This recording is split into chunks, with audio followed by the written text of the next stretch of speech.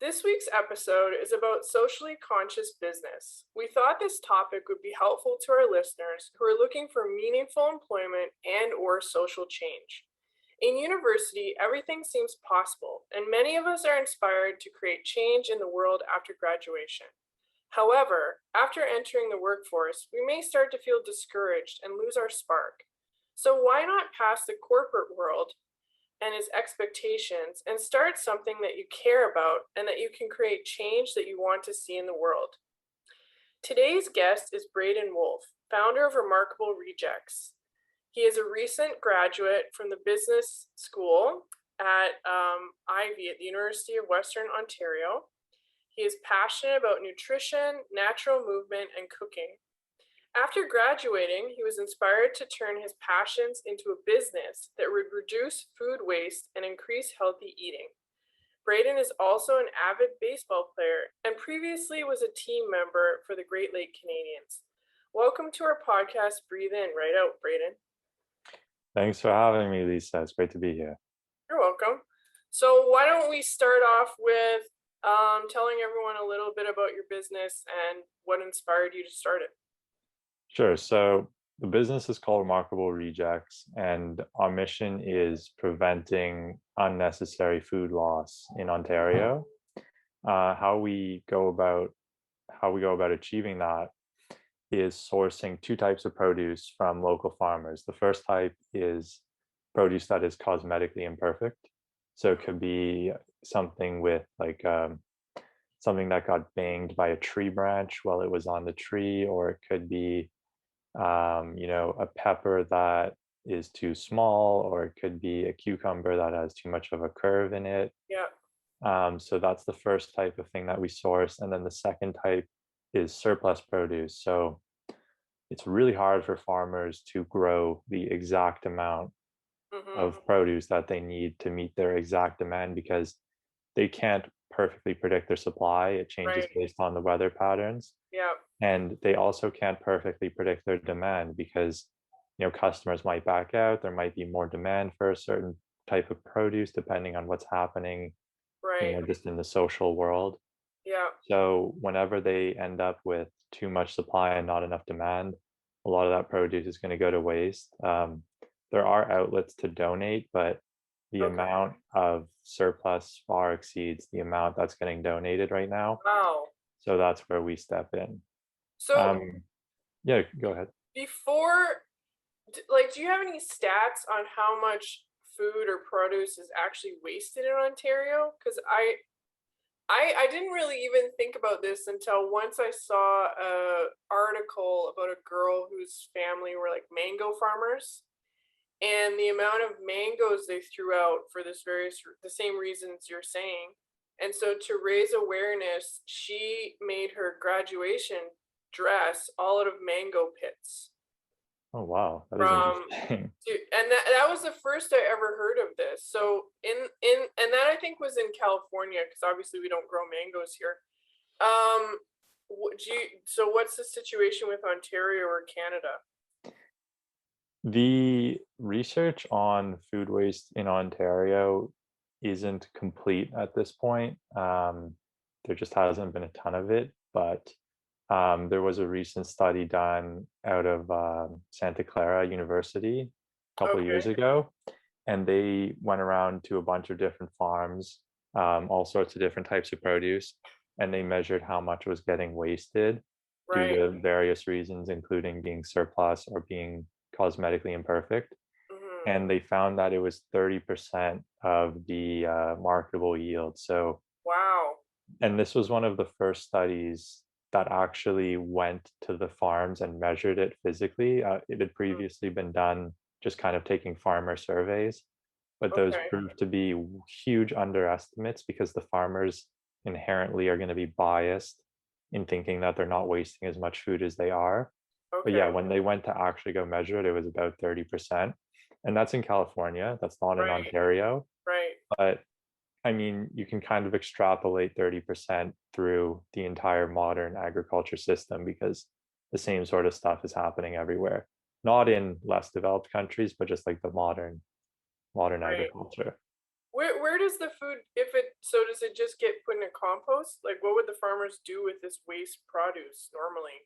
So it depends. Sometimes they'll till it into the field, but sometimes if it's already picked, then they actually have to pay to dispose of it. Wow. So, I mean, we work with a carrot farmer in Ontario Uh-huh. who, and carrots are like one of the bigger crops that has just a massive amount of imperfect stuff, be it like a Yeah. broken carrot or like getting a straight carrot doesn't seem to be the easiest thing. Yeah. I mean, anyone who grew carrots, if you had a garden, I don't know if you ever had a garden, but Yeah, they you don't never come get out a straight straight. carrot. Yeah, and so this guy, when I was talking to him, was telling me that they have to pay to dispose of millions of pounds of carrots every year. Oh my God. And it's just a massive expense. So when I asked him, I was like, can we buy your, broken and curved carrots? He Right. was like, he was like, yes, like by buying them, you're saving me money. So he basically gives them to us for free. Like we pay a little bit, but Right. Yeah, because he's not having to pay to get. And then, so when they pay to get rid of the carrots, does that is that like the same as when we put stuff in the green bin and some sort of truck like that comes up, or you don't know what happens? honestly, with the carrot situation, I haven't asked them. A lot of the times the produce goes to landfill, and then the Mm, other scenario is, yeah, if you're able to till it into your field, then you kind of get a little bit of benefit back from the right. compost, but that's still a super inefficient use of produce. Just Yeah. turning it into compost instead of being eaten is not great. Yeah.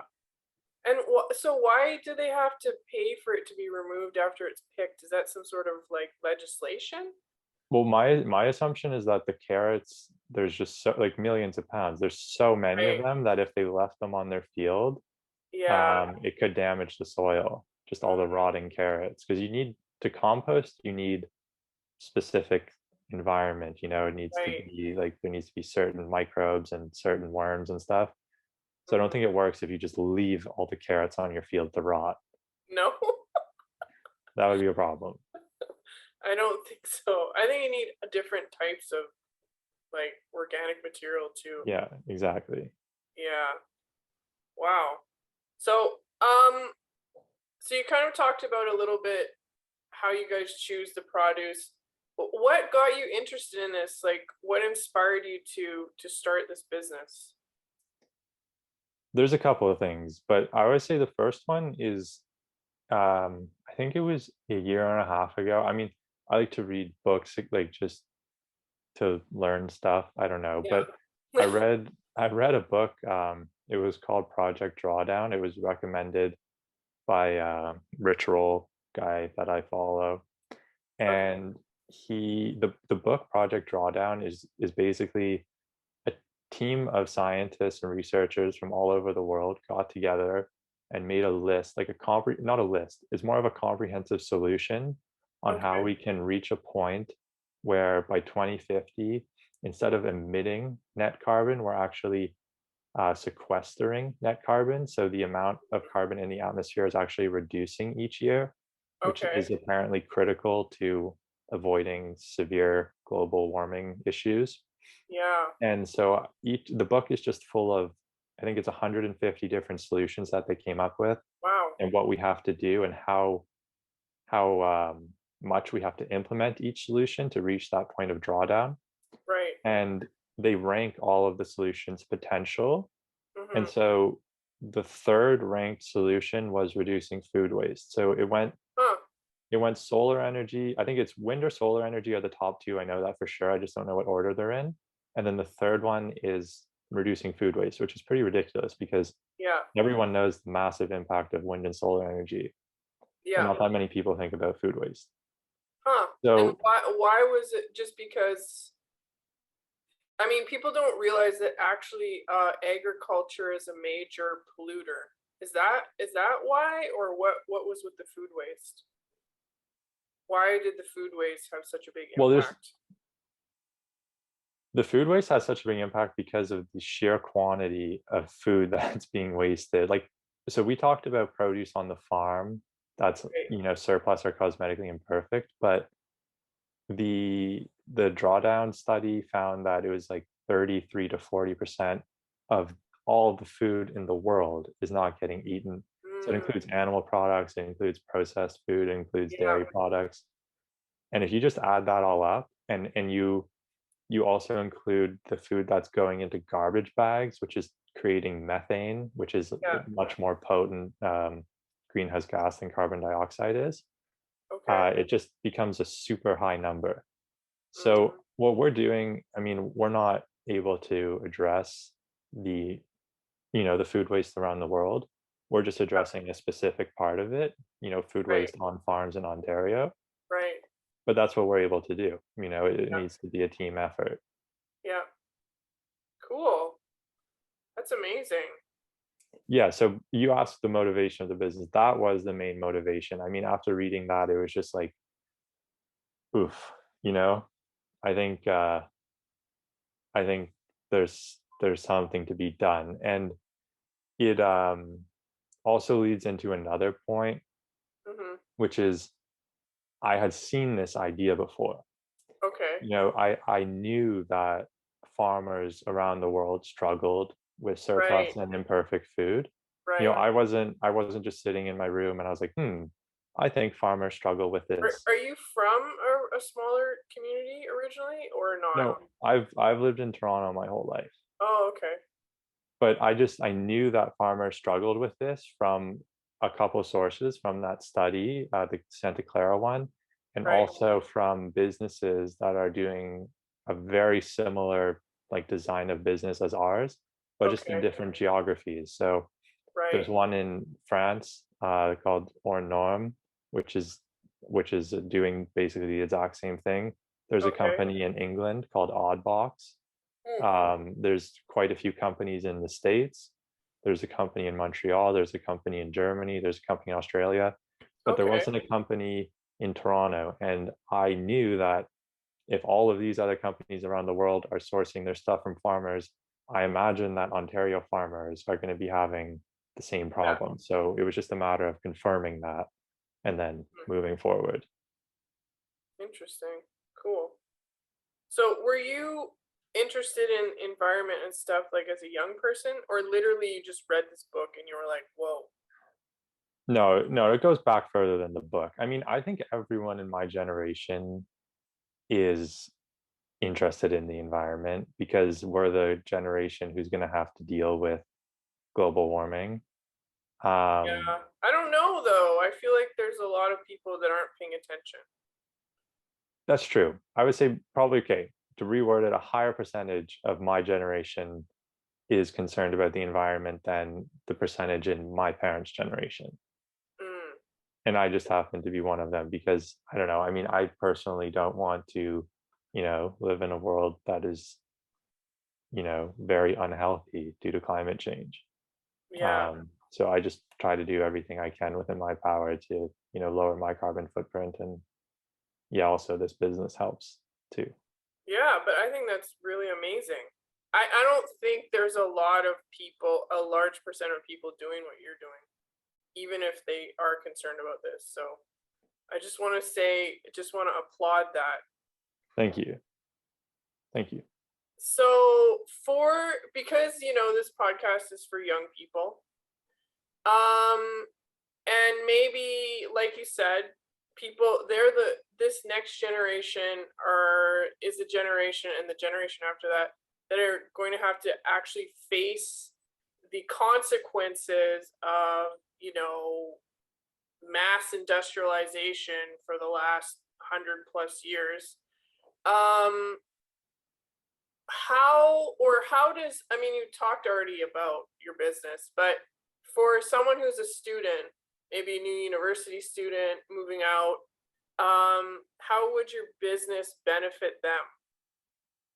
Well, I think as a university student, you're usually lower on funds because you're paying tuition and you're paying rent and all that. Right. So, I mean, because we're sourcing stuff that's surplus and stuff that's imperfect, we're able to get it at a lower price than normal produce. Right. So it ends up being sold to our customers at a lower price than what you could probably get at the grocery store. Right. So that's definitely a benefit. Um, just on that note, one of the things we also value is paying our farmers a fair wage. Mm, We're not trying to buy our stuff for nothing because right. that's not fair to them.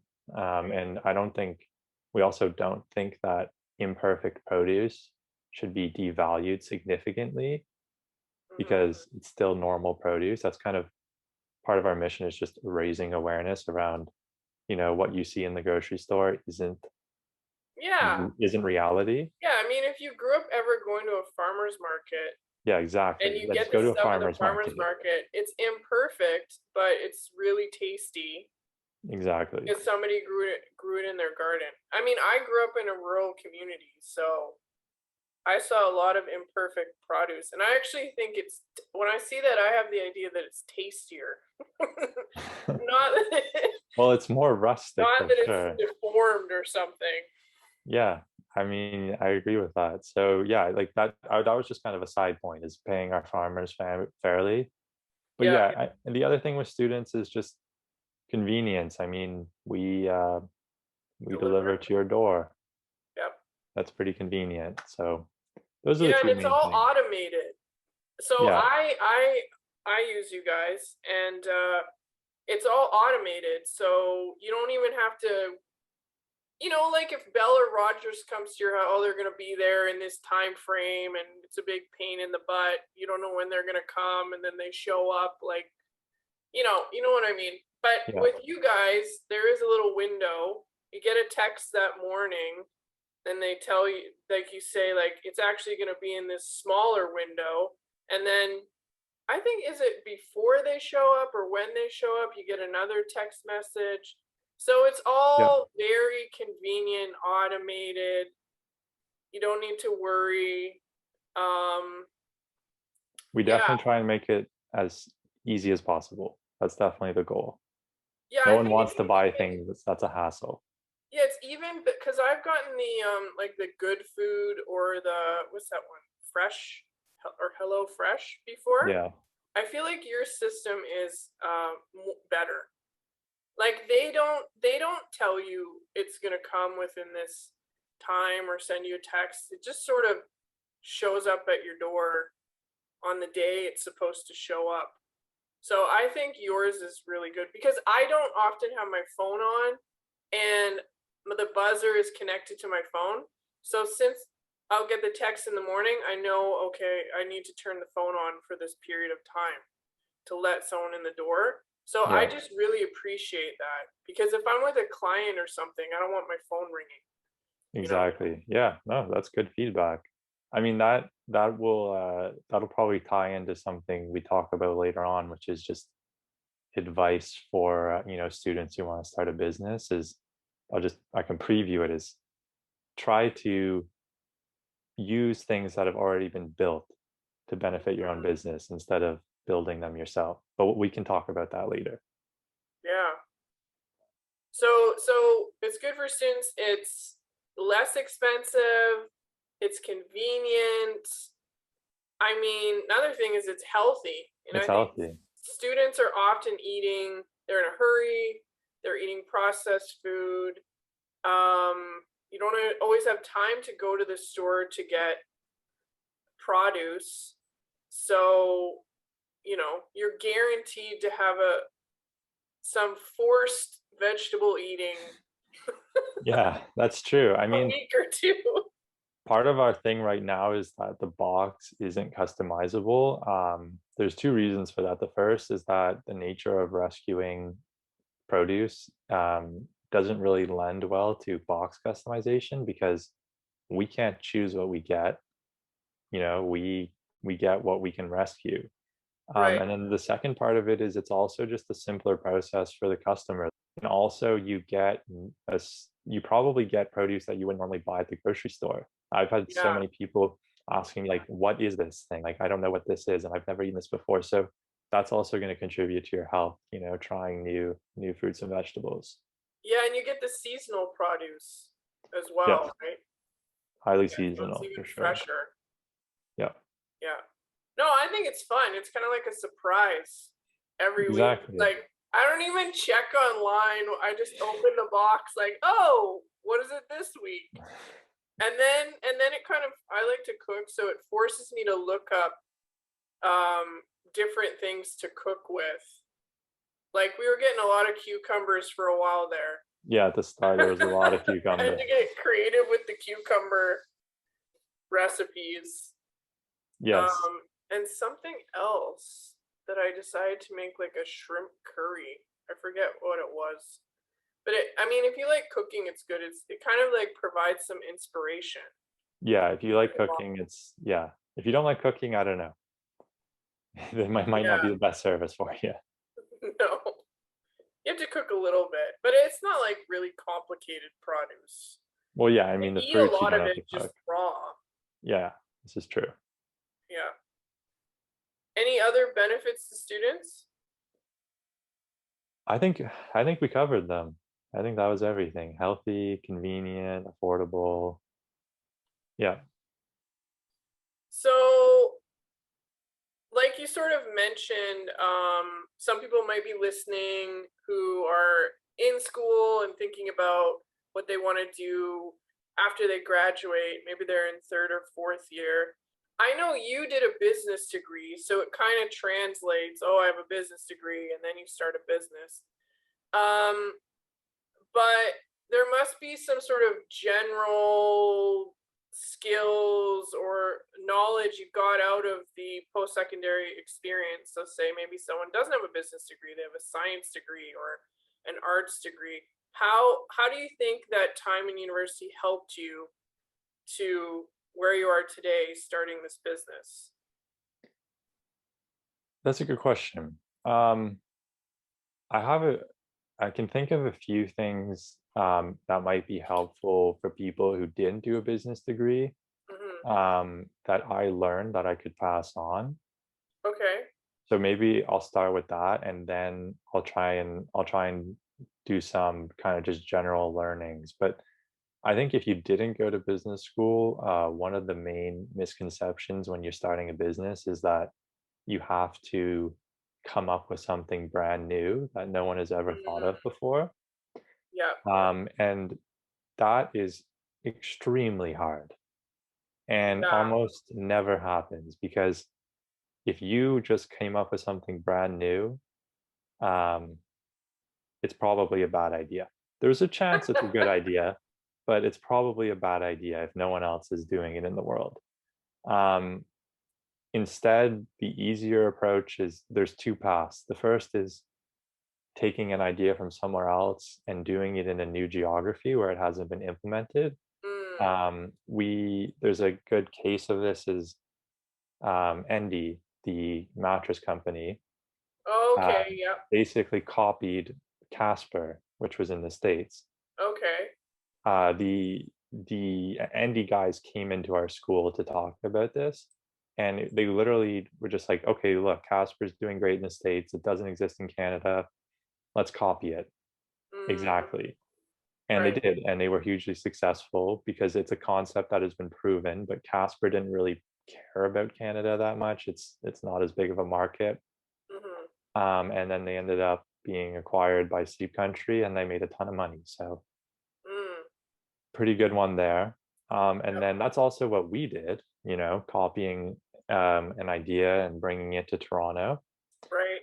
But then the other approach is to take an idea. I don't know which is better. They both work, but this one is, yeah, take a concept and improve upon it in Right. a specific way and improve upon it by a lot. And Yeah. this is where a lot of the best businesses have come from. I mean, Yeah. if you look at tech, something like Google was not the first search engine to exist. Yeah. There Like was many everyone was before it. using Explorer back in the day. Yeah, but Google made one significant change, which was their page rank function, and then that was it. That was history. And now Mhm. Google is, a monopoly and they're just pretty much untouchable. Yeah. Google And is Kleenex. It's a verb. yeah, exactly. And same with Facebook. Like Facebook wasn't the first social media platform. There was tons that tried to do it before them, but they just did it significantly better than everyone else. They had insights that no one else had. They weren't Yeah. trying to make this brand new thing. So Mm. that would definitely be a big piece of advice. If you want to start a business, there's no pressure to come up with something brand new. That's very challenging and it's probably not a good idea. Yeah. I mean, Um, I think in all those cases, though, the business was filling a need. So they must have realized there was a need and looked around and said, how can we fill the need? yes, And that would other be examples. that would probably be the most important thing. You don't start a business if there's no need for your product. Always solve a problem. Don't just come up with a random solution. 100%. Yeah. Yeah, because the way I did things was more organic. I saw a need, I just started filling it. And then it started to develop. Again, I didn't go to business school. So good Yeah. tip. Well, I'm taking these tips in. well, it's good instincts, though, you know what you did. Yeah. I was just gonna say a couple other things um, about, important things that I learned in school that people could take away. Yeah. Um, Matching the incentives for your employees to what you want them to actually do is Okay. extremely important. What does this mean? Yeah, I want to hear more about this. So it's actually like a very simple concept, but it's hard to do and it's sometimes just forgotten. So let's say for our business, we are packing and then we're delivering, right? Right. So if you're if we pay the drivers an hourly wage, they're going Right. to be incentivized to go as slowly as possible to make as much hourly wage as they can. Mm, But if yeah. we pay them per box, they're going Right. to be incentivized to go as quickly as they can so they can get home and make the exact same amount of money no matter how quickly they go. Oh, that's smart. Yeah, Yeah, that's like I changed from paying my editors hourly to by word. So yeah, yeah, exactly. same thing. Exactly. Yeah, incentives are important. And then the last thing I would say is just if you're going to start a business, you want to do some basic math first because it's boring and it gets ignored a lot of the time, but it probably ends up being the main factor why most businesses fail. Hmm. And the two things that are super important, the first is the lifetime value of your customers, and the Okay. second is how much it costs to get a customer. It's called cost of What is customer okay? acquisition. How do you do math for the lifetime value of your customer? So this is all like stuff that you could just do on a sheet of paper while you're coming up with your business concept. Is lifetime value is just how much profit you're making from your customer until they are not your customer anymore. So let's say if you're like a Roger, if you're Rogers, the Right. lifetime value of your customer is the profit you make on the person's cell phone plan until they cancel. And you have like an Okay. average lifetime value for all your customers. So the lifetime value is one number. Mm, Right? And then you want to compare that against how much it costs you to acquire that customer. So the cost of acquiring a customer is just your marketing expense basically and any discounts you have. So you want to make sure kind of like a rough estimate is that your lifetime value is 3 times higher than your cost to acquire a customer. And if it's not, it's worth looking into some more. interesting. I didn't know that. Again, Yeah, I don't. Yeah. Good tip. I it's think I just know these things intuitively. exactly. It is intuitive, but it's also important to do it, to actually complete these processes, or else Yeah. it's a problem. No, that's smart. Well, I'm more like the trial and error and fail 10 times entrepreneur. That So works too. That is another, yeah, the takes longer. trial and error is important as long as you can minimize the risk, Yeah, for sure. those are good tips. And then, so overall, so let's say, someone's like me. Oh, I did a liberal arts degree, and crap, Braden's telling me all this stuff I don't know about. And now I've lost all my confidence. Is there what? And I'm thinking, geez, I gotta go back to school. What general stuff do you think you gain out of the university degree that would Yeah. help you, even if you don't know these kind of business tips? Yeah, I mean, just out of a university degree, the challenge with me is I actually took two programs, so I had two completely different experiences. I did Okay, what business, was and your other program? I also did 2 years of software engineering. Okay, but that's So like not business. no, it's not. So, but I learned very different general themes from both. Like, Okay, so from software, it was just, well, there was a couple of things. The first um, is just about budgeting time, because that program is a ton of hours and it just forces you to have work ethic. But that's not really a great learning. I mean, you can get work ethic from 100 different things these days. hmm, But the thing with engineering in general is it forces you to break down a problem. mm, And it's called like um, design driven engineering. I think that's the term, okay, where it's like you start with so let's say you see this problem in the world, and then you're just like, no, no, that's even the backwards way of doing it. This is the wrong approach. Is you're just like, I have this great idea, and I'm just gonna like try and make a business out of it. This goes back to what we were talking about, but this is an engineering concept. right, It's see a problem, brainstorm solutions to that problem, yeah, and then try and pick the best one instead of just, oh, I have an idea. So that right, was those were the takeaways from engineering for me. And okay, I think those approaches kind of come out of a lot of different degrees, I would hmm, think. And then from business, like the main kind of general thing that I took away was just learning to deal with ambiguity. mm, Because um, in a lot of programs, at least in engineering, every exam is multiple choice. There's right or wrong. There's no right. ambiguity whatsoever. It's like, the building collapses or the building doesn't. But with business, it's literally making decisions all the time where you have no idea what the right answer is. There's way too many variables to know what's going to happen. Right. So it's just like being comfortable with that and making an informed decision as best you can, and just Yeah. learning to have backup plans in case things fail, Yeah. on and on. But yeah, not most I think engineering that's programs, similar to a liberal arts degree. Like, lots there's of no right ambiguity. answer to the essay Exactly. question. You just got to figure out the best answer and be able to defend it. Exactly. It's just so different from a science and math degree where it's more black and white. Not science, but engineering is extremely black and white. Science, not so much. Yeah. Yeah. Well, maybe undergraduate science. I don't know. I don't know. I think I you're don't have still enough learning the experience. concepts. Yeah, yeah. So, this is a good segue because you said, there's ambiguity, you need backup plans. I know your business, it's very new, it hasn't existed very long.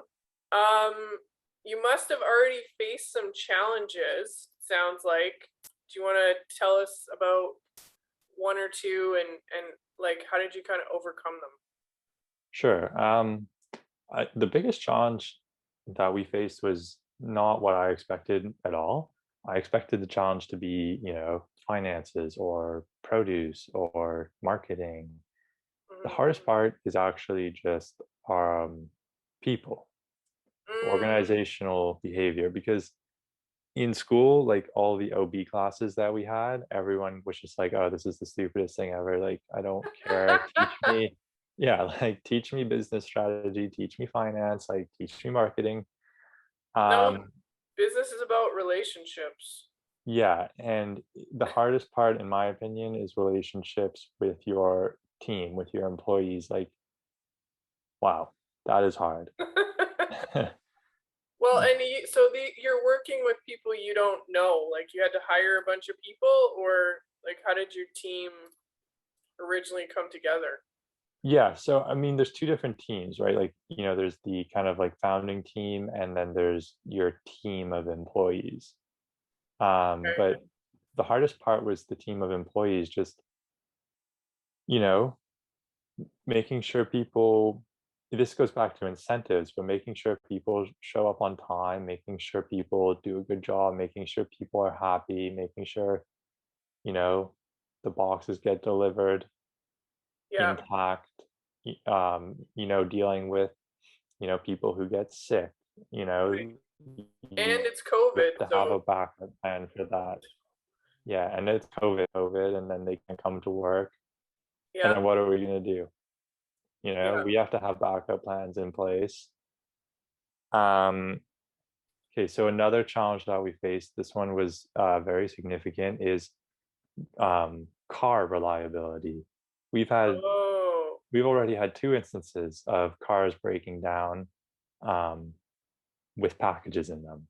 Oh gee. And that is a huge challenge. So another part of it is having a backup plan for that, having a backup driver on call. But then, yeah, so overall challenges boil down to the team, making sure they're incentivized, making sure they're happy, making sure they're doing a good job. That was And the how hardest thing. what was your hiring process like? Did you adjust your hiring process I as mean, well, or you just changed the way you manage the team? I just changed the way we manage the team. I didn't want to fire people. I like having continuity within your team is really important. Hiring people is a huge challenge, and Yeah, you I don't know know. what you're going to get. So yeah, it's just, yeah, just being clear with communication, and yeah, just managing the team better. Yeah, I just wondered. Because I went through similar things and I adjusted my hiring process. Yeah. That helped a lot. But I have more complicated, like I need staff with more advanced skills. Yes, exactly. So yeah, it makes it simpler and it makes it harder. There's two different parts to that, but yeah. So, what advice would you give a young student or young adult who is thinking of starting their own business? I mean, you did give some tips that you learned from your business degree. You talked about some challenges, just kind of general advice, things you've learned so far. Yeah, the biggest one, in my opinion, is if you want to start a business, um, you should make sure that what you're doing is basically there's the reason to start a business is you see a problem and you Hmm. don't think anyone else can solve it, Right. and it's extremely important to solve because Hmm. otherwise the your business probably won't be successful. First off, if there's someone else who can solve it and they do it, then you're just going to have annoying competition. And if it's not a big problem, then you're probably not going to have a big enough market. But if you run into that scenario where all of those things align, then it is probably a good idea to try and solve it because um, without those things, like the headache that comes with starting a business is way higher than many other forms of making money, where you could probably make way more money doing other stuff that's way easier. So Yeah. I would say starting a business, yeah, make sure there's a problem that needs to be solved and you think you're the only person who can do it. Otherwise, I would do something else because it is, yeah, extremely A lot of challenging. work. A lot of Um, the other thing I would say is, let's say those all that aligns and you do start the business. I would recommend reading The Lean Startup. Um, work. Eric Ries. Uh, yeah, there's if you want to be as you want to test all of your hypotheses as quickly as possible. You want to make sure that all of the things you have in your head are actually true and exist in the real world. Mm-hmm. You don't just want to like write a 40-page business plan behind your desk and then raise a bunch of money and just, go. That's Yeah. most likely not going to work. So Okay. it's just testing things, getting feedback from your customers, trying not to burn capital if you don't need to. Mm-hmm. But reading that book would be a very, very good place to start. Okay. So have a problem, be confident you can solve it, and And be basically the only educate person who can yourself. solve it. Hmm? Yeah, and be the only person who can solve it. But eventually you're gonna have competitors. Like if your idea is good and it takes off, there will Well, be that's competitors.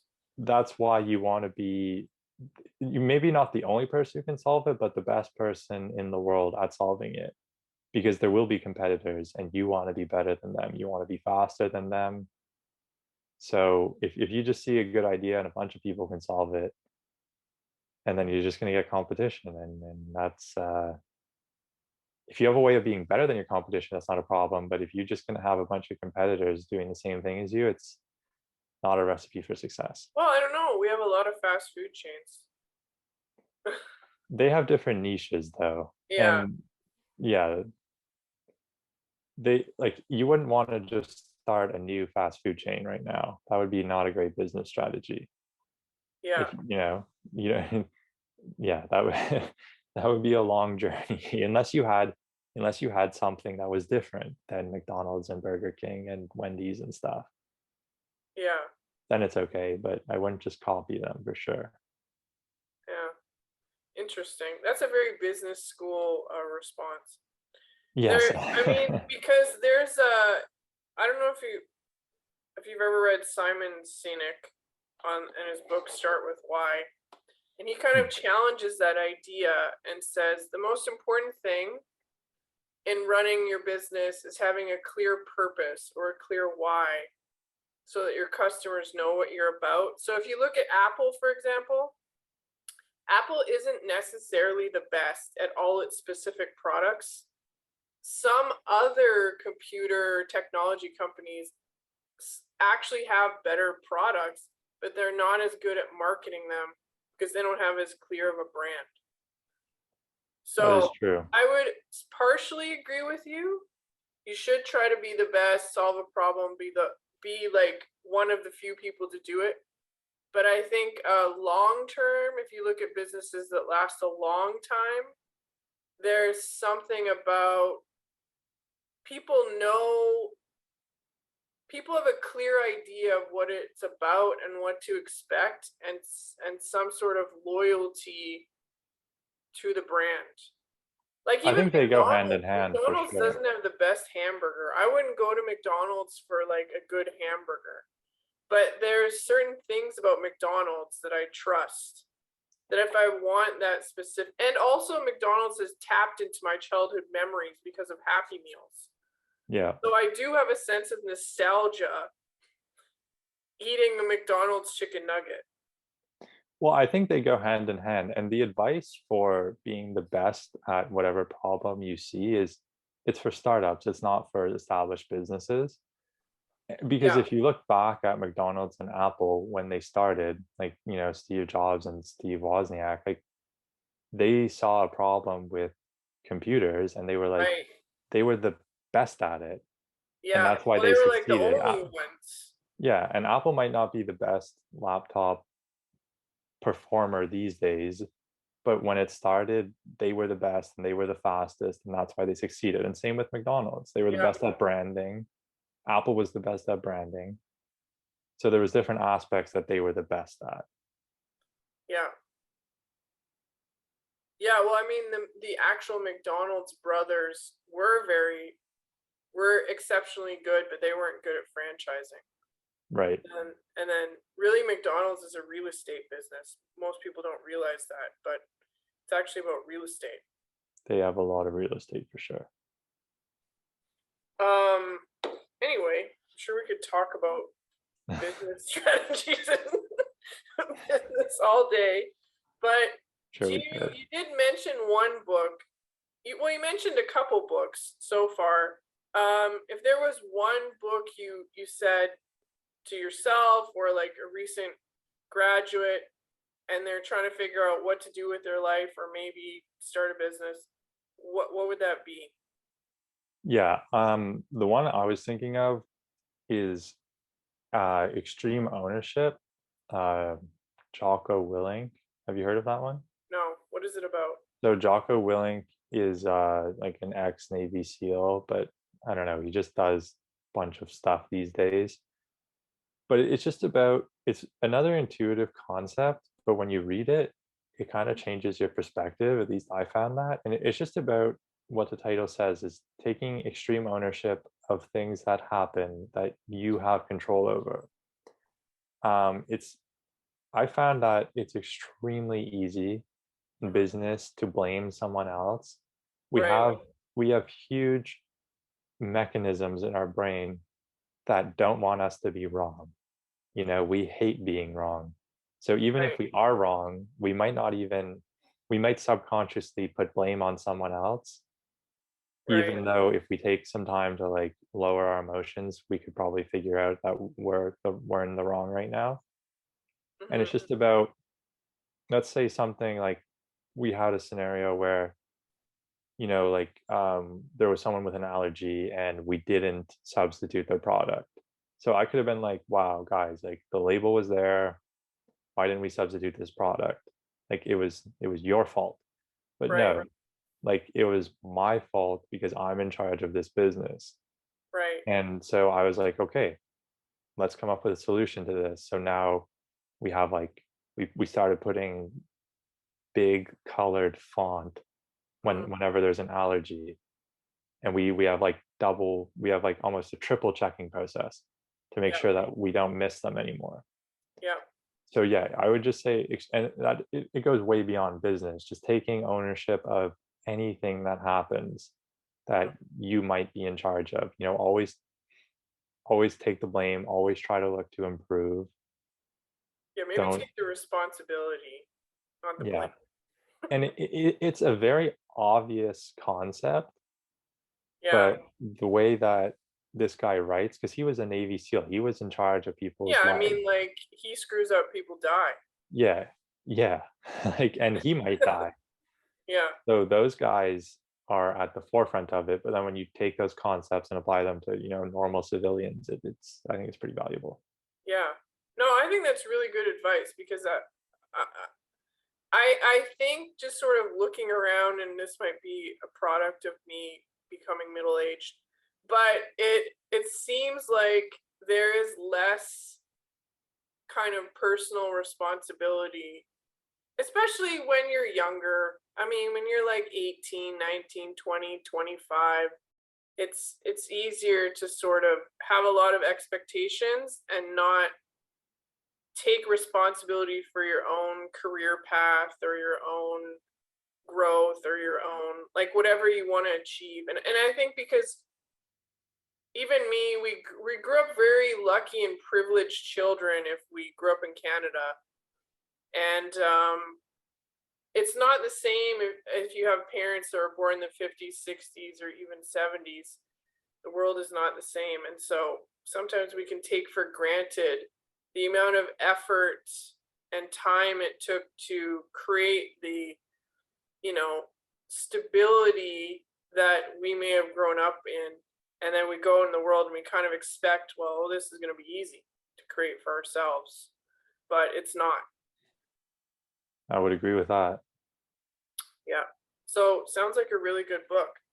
So thanks so much for joining us today. I learned a lot. There's a lot of good takeaways for me.